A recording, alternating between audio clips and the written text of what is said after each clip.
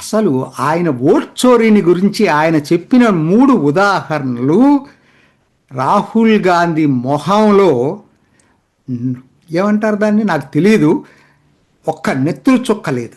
ఆ పదం వాడొచ్చో లేదో నాకు తెలియదు. ఆయన 3 చెప్పాడు. ఒకటి, అసలు నెహ్రూ ప్రధానమంత్రి ఎట్లయ్యాడు?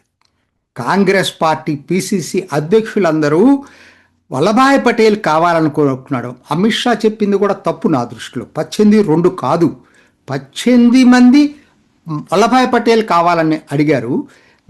ఇద్దరు వాళ్ళు ఓటేలా, అంతేగా నెహ్రూకి వేయలే. నెహ్రూకి 0. ఆయన 2 అన్నాడు, 2 కూడా లేదు అసలు. అయినా నెహ్రూ ప్రధానమంత్రి అయ్యాడు. అది ఓట్ చోరీ అంటే, మెజారిటీకి సంబంధం లేకుండా ప్రధానమంత్రి కావటం అంటే ఫస్ట్ది.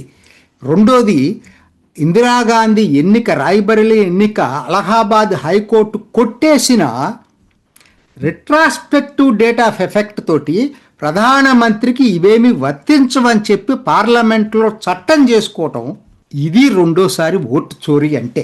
మూడోది, ప్రస్తుతం ఉన్న సోనియా గాంధీ సిటిజన్ కాకుండానే ఓటర్గా నమోదు కావటం, ఇది ఓటు చోరీ అంటే.